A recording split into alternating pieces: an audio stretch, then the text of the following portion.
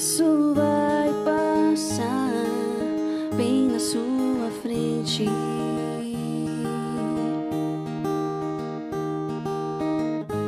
Mas o que não vê vai durar pra sempre.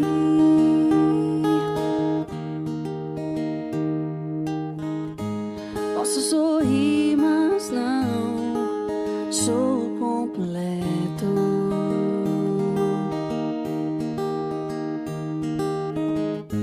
Estrangeira aqui, tem o destino certo. Abençoar esses colegas. Amém. Querido Deus e Pai, obrigado, Senhor, por esta noite. Obrigado por esta oportunidade de ouvirmos acerca de trabalhos tão bem produzidos, a dedicação destes estudantes e também o trabalho dos orientadores, e nesse momento que possamos aprender com eles em todas as palavras aqui ditas. Muito obrigado por tudo, no nome de Jesus. Amém e amém. Bom, agradeço a presença de todos vocês, de todos e todas vocês. Thiago, você vai ter 15 minutos para apresentar o seu trabalho. E aí depois, o pastor Rubens terá um tempo, o Thiago e por fim ele. Tá bom? Boa noite a todos e a todas. Boa noite à banca, pastor e professor Tiago, pastor e professor Rubens e a doutora e professora Daniela Bessa. É uma honra para mim ter a presença de todos vocês aqui na apresentação deste trabalho e convido vocês a participar dessa jornada, né? Esse tempo dedicado nessa pesquisa, tratando de um tema tão pertinente nos dias de hoje. O título do meu trabalho é Conversão ou Adesão, qual é o papel da teologia na solução deste paradoxo religioso. Como já foi dito, fui orientado durante essa jornada pela doutora Daniela Borja Bessa. Antes da gente entrar na reflexão de todo o trabalho, eu trouxe uma frase do Kate Green, que ele diz que a igreja não faz de você um cristão, assim como ir ao McDonald's não faz de você um hambúrguer. Essa frase ela me chama a atenção porque é muito comum nos dias de hoje vermos as igrejas num contexto contemporâneo, as igrejas cheias de pessoas que se dizem cristãs, mas que se dizem simplesmente pelo fato de irem à igreja, de frequentarem uma determinada denominação, uma determinada religião, enfim. E é interessante que esse autor dessa frase, Kate Green, ele é norte-americano, ele se converteu, ele era judeu e se converteu lendo a Bíblia. Ele estava lendo toda a Bíblia e quando começou a ler o Novo Testamento, ele começou a dar espaço para ler o Novo Testamento, tirou os óculos do preconceito e aí na leitura do Novo Testamento ele se converteu. Da mesma forma, ele convidou a sua esposa para que também lesse a Bíblia, incluindo o Novo Testamento. A mesma também era judia e ela também se converteu após ler o Novo Testamento conforme os seus registros. Tendo dito isso, eu trago então a proposta, o porquê foi escolhido esse tema. Conversão ou adesão, qual é o papel da teologia na solução deste paradoxo religioso? Esse tema então foi desenvolvido a fim de esclarecer a diferença entre conversão e adesão e os seus efeitos na esfera religiosa. Bem sabemos que para fazer essa diferenciação, necessariamente não se faz necessário pegar conceito de ambos as expressões. Lembro de uma pessoa certamente diz que uma pessoa que trabalha num banco e vai fazer para reconhecer se a nota que ele está recebendo é verdadeira ou não, ele não precisa estudar todas as notas falsas, basta ele ter pleno conhecimento da verdadeira nota. E aí, partindo deste pressuposto, é que eu fiz este trabalho, quando nós temos o verdadeiro conhecimento do conceito de conversão, automaticamente todas as demais propostas encaixam-se no eixo de adesão. Foi feito então algumas dúvidas com relação a indivíduos que concordam racionalmente com uma determinada crença e, entretanto, continuam da mesma forma, não apresentando mudanças comportamentais relevantes e se conduzindo com velhos pensamentos e opiniões que estão aquém da transformação que determina a crença proporcionada. Então essa é a justificativa pela qual o tema está sendo proposto e foi desenvolvido. Então, no Brasil, há grandes igrejas que se reúnem em mega templos, milhares de pessoas todas as semanas. Instituições que apresentam um grande crescimento numérico de adeptos que não conhecem de fato a verdade bíblica. Para tal afirmação, se deu, principalmente em detrimento da introdução, se deu após a análise de todo o conteúdo que teremos aqui, que foi proposto na monografia, quando nós entendemos o conceito de conversão, tanto nos conceitos etimológicos e nas outras propostas, e principalmente na base fundamentada no conteúdo bíblico. A contemporaneidade, marcada pelos efeitos da pós-modernidade, tem afetado a igreja evangélica brasileira de maneira incomensurável, principalmente num fazer teológico que visa a celebração do consumo como expressão pessoal e a relativização da verdade, entre outras características costumeiras da pós-modernidade que está no âmbito da contemporaneidade. Os objetivos desse trabalho era buscar sistematizar a ideia de conversão em uma perspectiva etimológica, teológica e psicológica, além de apresentar uma fundamentação bíblico-teológica para uma teologia sadia que aponta para uma genuína conversão. Os objetivos específicos que vão pontuar todo o caminho deste trabalho são analisar o conceito etimológico, psicológico no âmbito da religião e teológico da palavra conversão, compreender o evento da conversão à luz das Sagradas Escrituras, especificamente no Novo Testamento. A princípio eu estava com o foco de fazer uma análise toda em todas as Sagradas Escrituras, mas eu recorri a pesquisas anteriores e vi que o trabalho ia ficar muito extenso, então cabe para uma outra oportunidade fazer uma análise dessa natureza. E apresentar a fundamentação bíblico-teológica para uma teologia sadia, que aponta para o verdadeiro processo de conversão na contemporaneidade, no caso nos dias de hoje. Para esse trabalho ele foi utilizado somente pesquisas bibliográficas em autores que abordam os seguintes temas. Então, autores que tratam sobre conversão em específico, autores que discursam na psicologia da religião e teologia sistemática, e além de obras de estudiosos das Escrituras, que contribuíram com seus comentários a fim de compreender alguns sentidos e expressões de alguns contextos bíblicos. Isso se deu pela necessidade de analisar a Bíblia e fazer uma exegese, uma hermenêutica. Então esses autores tiveram essa importância na execução deste trabalho. Eu destaquei alguns autores que me nortearam, dentre eles são o Merval Rosa e o Rubem Alves, que discursam na área da psicologia da religião, o Carson, que deu muita fundamentação em relação à introdução ao Novo Testamento, o Strong e o Gruden, que discursam na área da teologia sistemática, e o Esber, que contribuiu com seus comentários de forma expositiva. Essa monografia, então, ela foi dividida em 3 partes, ou 3 capítulos, e essa primeira parte, ela buscou, então, definir o conceito de conversão, em 3 aspectos. O primeiro, etimológico, depois, psicológico, na perspectiva da religião, e a segunda, na teologia sistemática.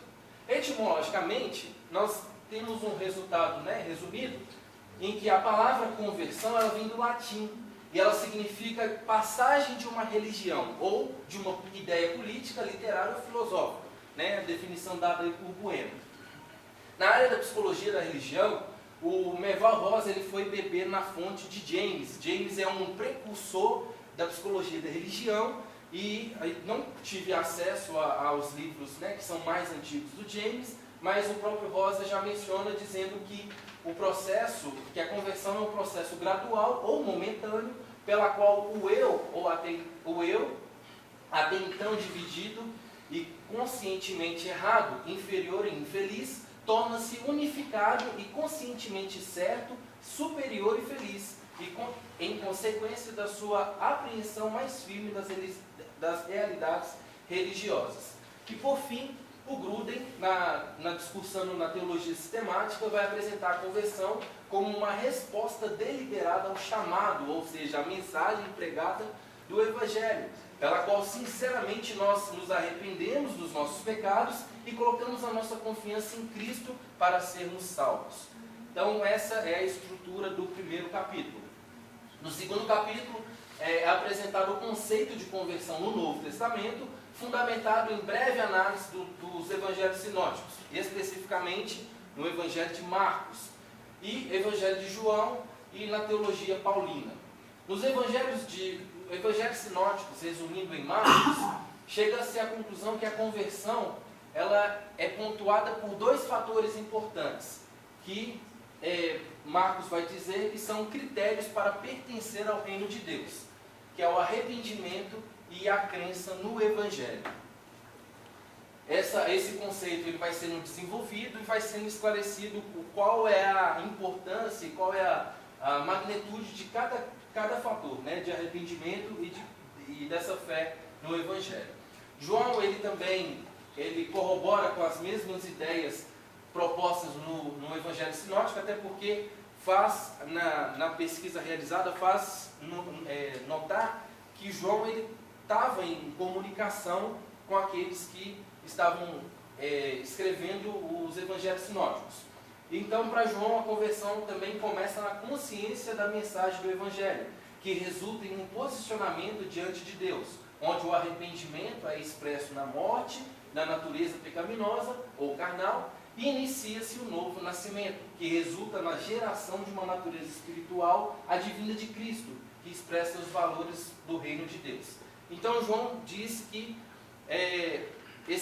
essa conversão ela começa sim no arrependimento, que parte do próprio ser humano, mas ela termina com essa graça que vem de Deus, esse novo nascimento, essa nova natureza que é dada por Deus e não é adquirida por si só. Paulo, na sua teologia, ele vai dizer que só se pode compreender para que haja conversão, no caso, é necessário que haja pregação genuína do Evangelho. Nenhum tipo de maquiagem ou qualquer outra tentativa de explicar o Evangelho não é o suficiente se não for a genuína pregação. E o verdadeiro Evangelho, então, ele produz arrependimento e fé concedida por Deus mediante a sua graça. No terceiro capítulo, foi feita uma leitura da conversão praticada na religiosidade contemporânea brasileira. Eu tive o apoio da minha orientadora, Daniela Bessa.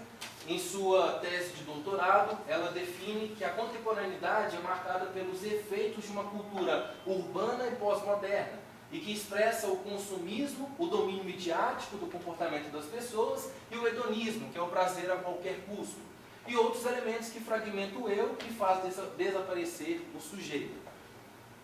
Além disso, o terceiro capítulo ele busca também analisar o papel da teologia na solução deste paradoxo religioso. E aí, o Chet, ele menciona John Piper, que vai afirmar: é fácil levar as pessoas a aceitar a Cristo. O difícil é que elas se sintam que estão perdidas. Então, num contexto contemporâneo, as pessoas precisam de uma mensagem, não que simplesmente aceita o Cristo que vem a trazer benefícios, mas uma mensagem que consiga ver o Cristo a qual ele veio para perdoar pecados, veio no nosso lugar, e então essas pessoas vêm produzir o arrependimento. Shed ele vai dizer que as pessoas precisam saber que há um Deus santo e que os nossos pecados agridem a santidade de Deus, e que um dia todos, sem exceção, hão de prestar contas de seus pecados, como Pedro fez em sua mensagem no dia de Pentecostes, descrita em Atos capítulo 2, verso 36 a 41. Pedro diz lá: portanto, que todo Israel fique certo disto, este Jesus a quem vocês crucificaram, Deus o fez Senhor e Cristo. Quando ouviram isso, seus corações ficaram aflitos, e eles perguntaram a Pedro e aos outros apóstolos: irmãos, o que faremos? Pedro respondeu: arrependam-se a cada um de vocês, sejam batizados em nome de Jesus Cristo para perdão dos seus pecados, e receberão o dom do Espírito Santo. Pois a promessa é para vocês, para os seus filhos e para todos os que estão longe, para todos quantos o Senhor, o nosso Deus, chamar. Com muitas outras palavras, os advertia e insistia com eles: salvem-se dessa geração corrompida. Os que aceitaram a mensagem foram batizados, e naquele dia houve um acréscimo de cerca de 3.000 pessoas. Concluindo, sem dúvida, o conhecimento bíblico leva à verdadeira conversão. Ela se fundamenta na fé em Cristo, como o único Salvador da humanidade, que por amor se entregou e por graça nos salvou, e com arrependimento, que é a ação do próprio homem, esvaziando-se de si mesmo, abandonando os seus pecados e se dispondo a uma nova vida em Cristo. É preciso que o fazer teológico seja como o da Reforma Protestante, um retorno para as Escrituras, uma pregação profunda e acessível, que exponha somente a palavra de Deus, para que haja arrependimento e fé, pois a fé vem pelo ouvir, e ouvir da palavra de Deus, como nos ensina o apóstolo Paulo. A todos e a todas, meu muito obrigado.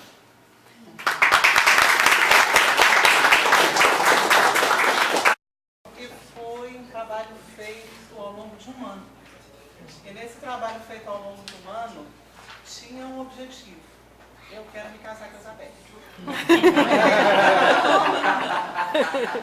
O que motivou a monografia, mais do que terminar um processo, era terminar para casar com a Isabel. A Isabel, a monografia tem seus dedos, tem inspiração aí. Então, assim, e parabéns pela persistência, pela autonomia. Era interessante que eu sugeri alguns textos, alguns temas, e você tem uma capacidade de buscar outros textos, buscar referências. A sua autonomia, de fato, me encantou e me surpreendeu. O fato de você trabalhar com a temática da convenção e da adesão, tentando pensar primeiro sobre o viés da psicologia, eu me senti muito honrada. Então, muito obrigada por valorizar também esse outro lado. E a sua escrita, como o Thiago e o pastor Rubens pontuaram, é uma escrita fluida, tranquila, e você cumpriu os prazos. Você tem que entregar até tal dia, tal coisa, e você cumpriu os prazos. Então, são questões muito importantes quando a gente orienta, né? E não só cumpriu os prazos, mas ouviu as broncas. E se dispôs a corrigir. E recebeu os elogios também. Então, assim, meus parabéns. Né? Eu realmente estou muito orgulhosa do seu trabalho, do que você construiu. Como o professor Thiago e o pastor Rubens mencionaram, um trabalho provocador, um trabalho bem feito. As notas de rodapé precisam ser encaixadas. A parte da adesão, de fato, é só uma pinçadinha que pode ser melhor trabalhada. E aí vai uma pergunta para você. Eu não podia deixar de perguntar. Por isso que eu te convidei. Bom, quando você trabalha com conversão e adesão e a relevância do fazer teológico, como que o fazer teológico pode contribuir para a adesão, para valorizar a adesão, ou contribuir para minimizar a adesão? Primeiro, eu queria que você esclarecesse o que é adesão. E depois, como que o fazer teológico pode contribuir valorizando a adesão ou desvalorizando a adesão? Igual eu mencionei na apresentação, eu podia responder assim, né? Adesão é tudo aquilo que não é conversão. mas a adesão em si, ela realmente ela se assemelha à conversão, mas aí a gente só vai descobrir que é uma adesão e não uma conversão quando você olha os frutos, os resultados. Porque é muito fácil uma pessoa, né, levantar a mão, ir para as águas batismais, mas no viver cristão não demonstrar ponta de transformação nenhuma. transformação nem em detrimento ao arrependimento e com tão pouco a mudança que o próprio Cristo faz na vida daqueles que Ele habita. Em relação à contribuição do fazer teológico, eu penso que fazer teologia hoje, ela sim, da mesma forma que hoje está acontecendo, ela tem poder para levar as pessoas ao conhecimento da verdade e tem poder para simplesmente distanciar efetivamente as pessoas e fazer com que elas achem que elas conhecem uma verdade totalmente camuflada, e aí havendo assim a necessidade de um Paulo da vida chegar e corrigir todos na prática de um evangelho, pseudo-evangelho. Ok, muito obrigada.